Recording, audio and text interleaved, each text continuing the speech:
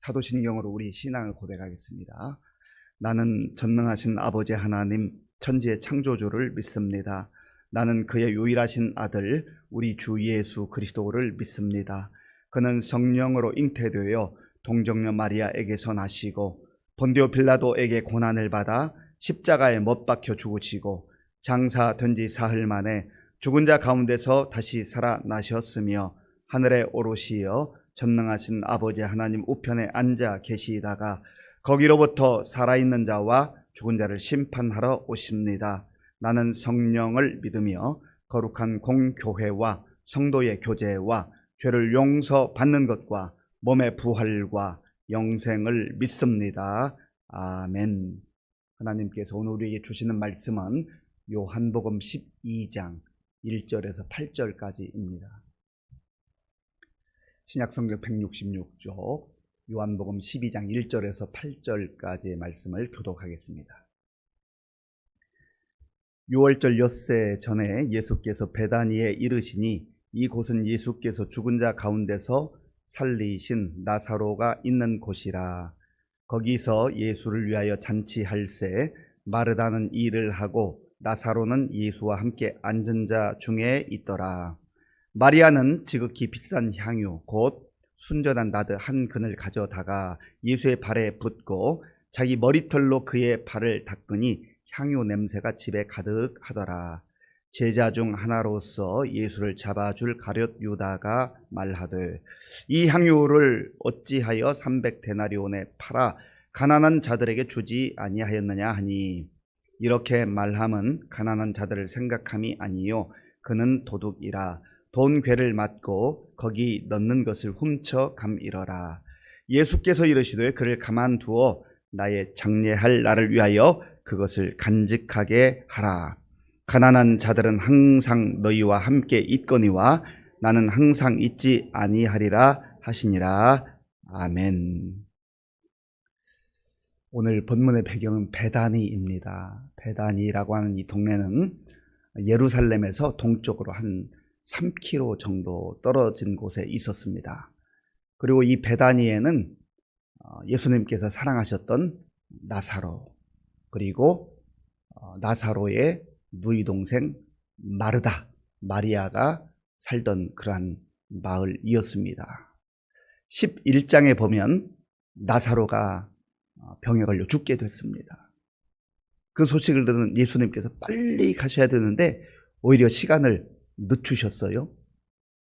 제자들과 함께 하면서 시간을 오히려 끄는 겁니다. 그리고 마침내 그 사이에 나사로가 죽게 되었습니다. 그런데 예수님께서 그 나사로가 죽은 무덤 앞에 가서 나사로야 나오너라 놀라운 말씀으로 선포를 하셨습니다. 어느 누가 무덤에 가서 죽은 사람을 향하여 그 이름을 부르며 나사로야 나오너라 아무개 나오더라 그렇게 말할 생각이나 할 수 있겠습니까? 설령 생각을 한다 한들 아니 설령 이름을 부른들 죽은 자가 듣고 나오냐 말이죠. 그건 나사로가 나오는 거죠. 우리 주님이 그런 주님이세요. 우리가 믿는 예수님이 그러한 생명의 주인이시오 부활의 주님이시다 하는 것을 우리가 잊어서는 안 됩니다. 그래서 우리 그리스도인들은 죽음의 문제를 해결받고 그 답을 가지고 살아가는 사람들입니다. 오늘 예수님께서 이 베다니 마을에 가셨어요. 아마도 나사로의 집에 갔는지 아니면 또 다른 성경을 보면 시몬의 집에 갔는지 그 집이 정확하지는 않습니다. 중요한 것은 이 베다니에 가셨을 때 오늘 일어난 사건을 이야기하고 있는데요. 자, 1절 말씀 1절을 함께 읽겠습니다. 6월절 엿새 전에 예수께서 베다니에 이르시니 이곳은 예수께서 죽은 자 가운데서 살리신 나사로가 있는 곳이라. 아멘. 나사로가 있으니 사람들이 얼마나 관심이 많겠어요. 또 예수님께서 그곳에 갔으니 얼마나 분위기가 들떠 있겠습니까? 잔치를 벌였다. 예수님을 위해서 잔치를 벌였다. 2절을 제가 읽겠습니다. 거기서 예수를 위하여 잔치할새 마르다는 일을 하고 나사로는 예수와 함께 앉은 자 중에 있더라. 아멘. 예수님을 위해서 잔치했다. 아마도 11절에서 죽은 나사로를 살리신 그 예수님 너무너무 감사하고 그 예수님을 한번 모실 수 있다는 게 얼마나 영광스러운 일이에요. 그래서 이 형제 자매들이 함께 힘을 모았는지 아니면 마을 사람들과 함께 힘을 모았는지 자세히 알 수 없으나 중요한 것은 잔치가 벌어졌다는 거죠. 마르다는 늘 부지런히 일을 열심히 하는 그러한 자매였습니다. 그리고 나사로는 예수님과 함께 앉아 있었다. 그런데 마리아가 예수님께 나와서 향유를 붓는 거예요. 향유. 그 내용이 3절에 나오잖아요. 3절을 우리 같이 읽어볼까요? 마리아는 지극히 비싼 향유 곧 순전한 나드 한 근을 가져다가 예수의 발에 붓고 자기 머리털로 그의 발을 닦으니 향유 냄새가 집에 가득하더라. 아멘. 지극히 비싼 향유, 값이 비싼 향유를 예수님께 부어드렸어요. 그 쉬운 일이겠습니까? 마리아에게 있어서는 이것이 아마 자기 전 재산이었을지도 몰라요. 그것을 한순간에 쏟아 붓는 거죠. 그리고 자기의 머리털로 그 발을 닦았다. 여자에게 있어서 머리카락은 자존심이라고 그런 것 같아요. 아름다움의 상징이기도 하고, 남자들도 마찬가지겠습니다만, 특별히 여자들은 머리털로 그것을 예수님의 발을 닦았다. 왜 마리아가 이렇게 했을까? 마리아가 왜 예수님께 그 값비싼 향유를 쏟아 부었을까? 예수님께 너무 감사한 거예요. 자기 오라버니를 살려주셨잖아요. 말로 다 표현할 수 없는 감사, 그 고백이 있는 거죠. 또한 이 마리아가 이 향유를 쏟아 부은 것은요, 감사를 넘어서서 사랑의 고백인 사랑. 주님은 사랑합니다. 주님은 사랑합니다. 주님께 받은 사랑, 주님께 받은 은혜가 훨씬 커요. 비교할 수 없을 만큼 비교가 안 되는 거죠. 내가 가지고 있는 거 다 드려도 아깝지 않은 거예요. 왜 그렇습니까? 훨씬 더 많이 받았으니까. 비교할 수 없을 만큼 많이 받았으니까. 사랑을 받은 사람이 또 누군가를 사랑할 줄 안다고 하죠. 우리의 진정한 사랑은 부모님께 사랑을 받고 선생님께 사랑을 받고 친구에게 사랑을 받고 그 사랑을 통해 사랑이 흘러가는 거예요. 그런데 그 사랑과 비교할 수 없는 아버지 하나님의 사랑, 우리 예수님의 사랑을 받고 사는 사람은 행복한 거예요. 너무너무 행복한 거예요. 그리고 쏟아 부어도 아깝다는 생각이 안 드는 겁니다. 왜요? 사랑하니까요. 그보다 훨씬 더한 사랑을 받았으니까요. 그리고 이 마리아가 향유를 쏟아 부은 것은 헌신의 의미가 있어요. 헌신. 주님, 내가 내 인생 다 바쳐서 주님 따라가고 주님 사랑하겠습니다. 왜냐하면 주님께서도 그 귀한 생명, 그 귀한 모든 사랑을 다 쏟아 부어주시니까. 구원의 은혜를 입었으니까. 잠깐이 아니라 영원한 생명을 선물로 받았으니까. 이걸 알고 믿고 사는 거죠. 그러니까 같은 장소에 예수님 앞에 앉아 있지만 남다른 거예요. 감사가 흘러넘치고 사랑이 흘러넘치고 헌신이 흘러넘치는 그러한 삶.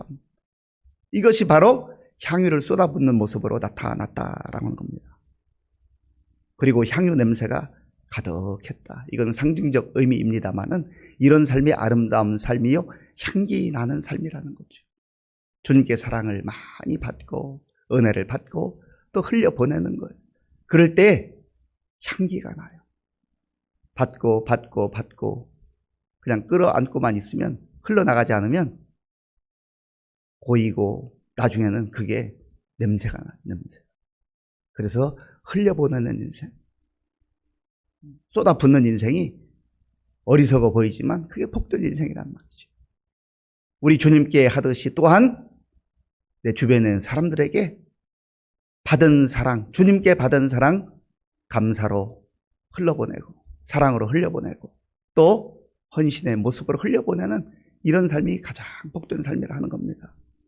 그런데 그 광경을 지켜보고 있던 제자들 또 특별히 그 중에서도 가룟 유다가 가만히 있지 못해요. 견디지 못해요. 참지 못해요. 그리고 말합니다. 4절부터 5절까지 4절 5절 우리 함께 읽겠습니다.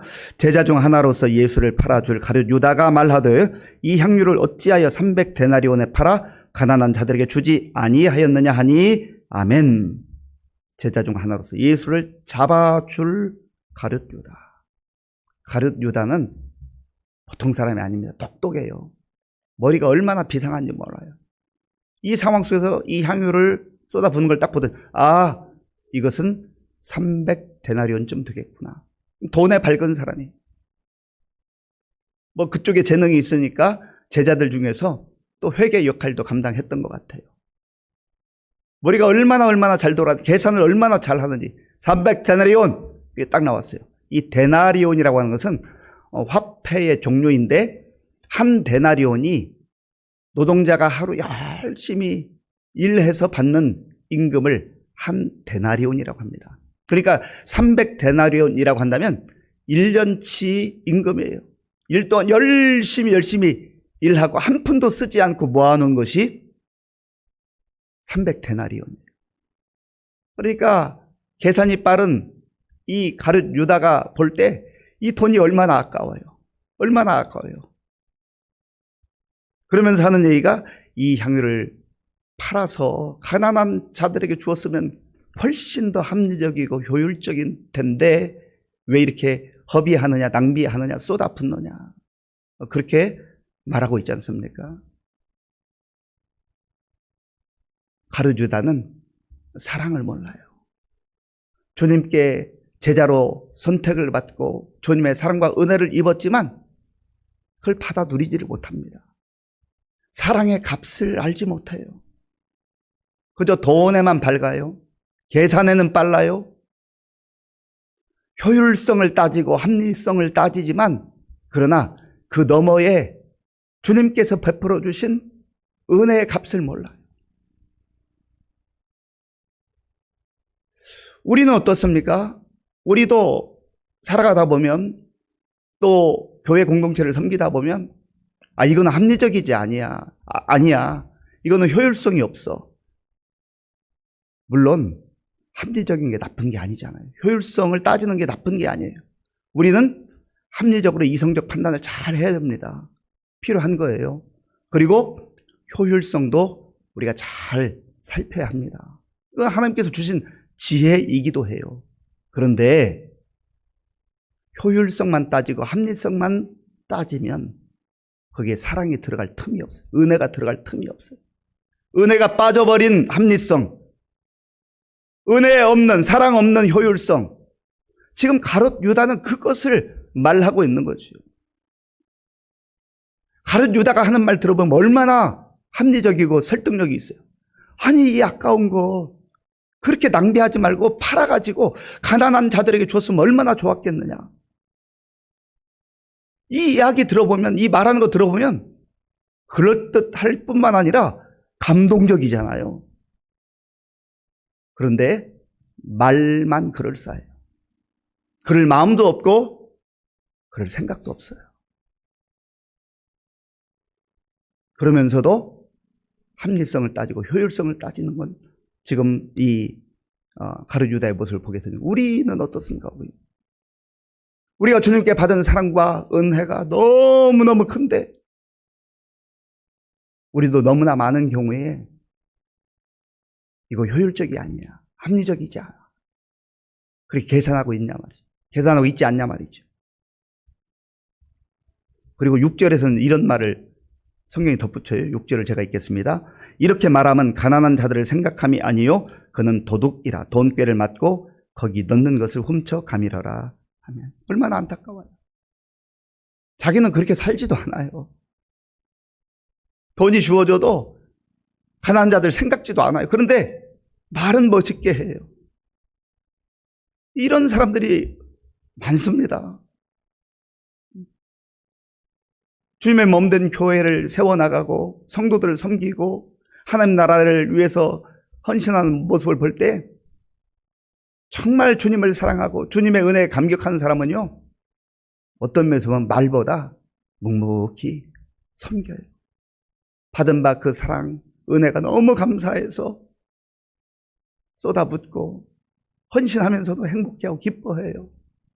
그런데 헌신도 하지 않으면서 쏟아붓지도 않으면서 이건 이렇고 저건 저렇고 가룟 유다처럼 계산에 빠른 사람들이 있어요. 사랑과 관계없는 계산, 마음도 없는 그런 멋진 말들, 그렇게 살지 않으면서 마치 그런 것처럼 멋있는 말을 한다고 해서 그것이 그 사람의 삶을 대변하는 것은 아니잖아요. 멋있는 말은 누구라도 할 수 있습니다. 미사여구 누구라도 할 수 있어요. 그러나 중요한 것은 그렇게 사느냐. 이 향유보다 훨씬 더 값어치 있는 것들을 마음에 품고 담고 살아가고 있는가. 마리아인들 그 정도 생각 못했겠습니까? 그 이상을 생각하는 거예요. 존 오트버그라는 목사님이 평범 이상의 삶이라고 하는 그런 책을 썼어요. 예수 믿는 사람들이 어떻게 보면 어리석어 보이고 가룟 유다의 입장에서 보면 바보처럼 여겨질지 모르지만 진짜 바보가 누구예요? 하나님 나라를 모르고 하나님 나라의 계산법을 모르고 자기 머리로 자기 계산법으로 살아가는 이 사람이 어리석은 사람 아닙니까? 돈에 매여서 그거 자기 수중에 들어왔으면 자기가 회계잖아요. 그러니까 그거 팔아가지고 회계한테 딱 했으면 자기 주머니 조금 덜 수 있는데 그게 아까운 거죠. 그게 아까운 거죠. 정말 가난한 자들을 생각한 것도 아니에요. 설령 가난한 자를 생각했다 할지라도 진심으로 가룟 유다가 생각했다 할지라도 지금 이 상황이 어떤 상황인지 그 상황도 파악을 못하고 있는 거죠. 영적으로 어리석은 거죠. 지금 이 상황 어떤 상황? 예수님께서 십자가를 지시기 한 일주일 전이에요. 물론 마리아도 이 모든 자기의 재산과 같은 향유를 쏟아부은 것 예수님께서 평가를 해주시는데 이 마리아가 한 것은 나의 장사를 위함이다. 예수님께서 이 땅에 인간의 몸을 입고 오셔서 천국 복음을 전하시다가 이제 십자가에 달려 돌아가셔 한 번 죽으시죠. 한 번. 그 기회는 평생에 한 번 있는 것일 뿐만 아니라 전 인류의 역사에 있어서 단 한 번 있는 사건이에요. 마리아는 그 기회를 놓치지 않았어요. 사실은 이 모든 것들을 다 계산하고 한 것은 아닙니다. 마리아는 서두에 말씀드린 대로 그저 주님의 은혜에 감사해서 주님의 사랑이 너무너무 고마워서 내 마음, 내 몸, 내 물질, 내 모든 인생 다 드려도 전혀 아깝지 않습니다. 그 마음으로 순수한 마음으로 순수한 믿음으로 드린 것뿐이에요. 그런데 예수님은 인류 역사에 있어서 단 한 번뿐인 나의 장사를 위해서 너의 인생을 쏟아부었구나. 그 향유를 쏟아부었구나. 그래서 다른 복음서에 보면 복음이 전해지는 그곳 어디에서라도 이 여자가 행한 일을 알려라. 그러니까 향유 300데나리온과는 비교할 수 없는 엄청난 칭찬과 인정을 받은 것 아니겠습니까? 마리아가 그것을 알고 한 게 아니라고요. 그냥 순수한 마음으로 주님의 은혜에 고마워서 주님의 사랑에 감사해서 그 마음으로 이렇게 했던 것이죠. 오늘 저와 여러분들은 어떻게 살아가고 있습니까? 혹시 너무 똑똑해서 너무 잘나서 너무 계산을 잘해서 가룟 유다와 같이 아니 이거 아까운 것을 거기에 담긴 사랑의 의미도 모르고 감사의 마음도 없고 그저 계산으로만 그렇게 살아가고 있지는 않습니까? 은혜 없는 사랑 없는 효율성, 합리성만 따지고 있는 것 아닙니까? 이것은 나와 주님과의 관계일 뿐만 아니라 가족 관계도 마찬가지예요. 교회라는 공동체 속에서도 마찬가지예요. 나의 마음속에 이러한 마음이 있고 이런 사랑이 있고 이런 감사가 있고 이런 헌신의 마음이 있는 것은 주님이 그 마음에 가득 차 있기 때문에, 한마디로 말하면 마리아의 고백은 이런 거죠. 저는 이가 향유 없어도 주님 한 분만으로 만족합니다. 주님 때문에 삽니다. 주님 때문에 행복합니다. 그런 고백인 거죠. 이게 바로 보배를 가진 사람의 삶입니다.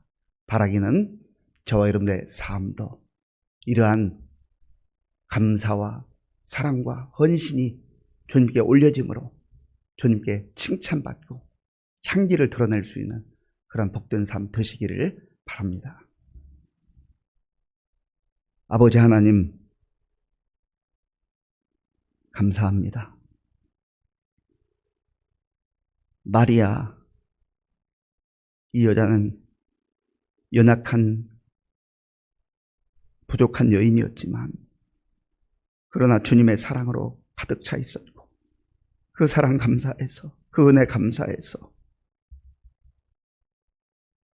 향유를 주님께 다 쏟아 부으면서도 너무너무 행복해하고 너무너무 기뻐하고 너무너무 감사한 그런 삶을 보여주었습니다.